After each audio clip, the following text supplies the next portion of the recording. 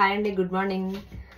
అందరం కూడా బ్రేక్ఫాస్ట్ అసలు ఎందుకు తీసుకుంటాం? మనం ఎర్లీగా కూడా బ్రేక్ఫాస్ట్ తీసుకున్న టైమ్స్ ఏంటి? చాలా మందికి ఎవరెవరు ఏ టైంలో తీసుకుంటారో సార్ కామెంట్ చేయండి. కానీ బ్రేక్ఫాస్ట్ టైం వచ్చి మనం మార్నింగ్ ఎన్నింటికి లేస్తామంటే ఒక 4కి 5కి లేదు 6కి లేస్తాం. ఆ 1 అవర్ సెక్షన్ కంప్లీట్ అయిపోయిన తర్వాత ఆఫ్టర్ 1 అవర్ తర్వాత కంపల్సరీ బ్రేక్ఫాస్ట్ బాడీకి ఇవ్వాలి. ఇవ్వకపోతే బాడీ మళ్ళీ రిటర్న్ మనకి ఫ్యాట్ అనేది తయారు చేసుకుంటుంది. అందుకే చాలా మందికి ఏంటంటే నేను బరువు తగ్గాలండి, పూర్తిగా టిఫిన్ మానేసా, అసలు మధ్యాహ్నం లంచ్ డైరెక్ట్ గా చేసేస్తానని చెప్పి అంటా ఉంటారు. మధ్యాహ్నం డైరెక్ట్ గా లంచ్ చేస్తే మనం లంచ్ ఎక్కువ తీసుకుంటామా తక్కువ తీసుకుంటామా? కొంచెమే తీసుకుంటాం కదా. ఎక్కువ తినేస్తామా అంటే తినలేము. ఎందుకంటే తినలేము, మనం మెయిన్ గా మనకి బాడీలో కావాల్సిన ఫ్యాట్ అనేది తయారు చేసుకుంటుంది కాబట్టి మన ఫుడ్ అనేది తీసుకోలేకపోతున్నాం. కానీ మరి నేను ఫుడ్ తీసుకోవట్లేదండి, కానీ కంపల్సరీ వెయిట్ గెయిన్ అయిపోతున్నాను. లంచ్ చేసిన తర్వాత మళ్ళీ నేను టీ కాఫీ ఈవినింగ్ టైం తీసుకుంటా, స్నాక్ తీసుకుంటా. అలాగే నైట్ టైం ఏం తీసుకుంటానంటే పుల్కాలు, చపాతీలు 10-11కి అలాగా తీసుకుంటారు. ఆ టైంలో తీసుకుంటే మనకి ఏమవుతుంది, మళ్ళీ body early morning digestion problem వచ్చేస్తుంది. డైజెషన్ ప్రాబ్లం రావడానికి కారణం ఎవరు? మనమే కదా.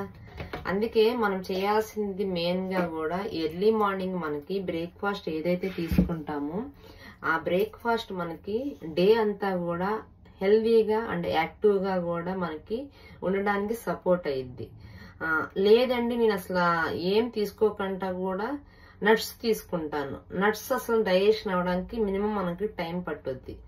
ఎర్లీగా కూడా డైజెషన్ అయ్యే ఫుడ్ మనం తీసుకోవాలి. లోన మనకి డైజెషన్ సిస్టమ్ కూడా చాలా సున్నితమైనది. మనం ఏది పడితే అది మనకి కళ్ళుకి నచ్చింది మన ఫుడ్ తీసేసుకొని ఇస్తాం. అసలు మెయిన్ అది మనకి డైజెషన్ అవుతుందా, మనం ఈ రోజు తీసుకున్న ఫుడ్ రేపు మార్నింగ్ కి మనకి బయటకు వస్తుందా లేదనేది ఎవరైనా సరే అబ్జర్వేషన్ చేశారా? చేయలేదు. కానీ మన బాడీ చాలా వరకు సున్నితంగా కూడా చూసుకునేవలసింది ఎవరంటే నా బాడీకి నేనే కేరింగ్ ఇవ్వాలి. ఎందుకంటే ఏ ప్రాబ్లం వచ్చినా నా బాడీకి నేనే కదా ప్రాబ్లమ్స్ మెడిసిన్ తీసుకోవాల్సింది ఏదైనా సరే.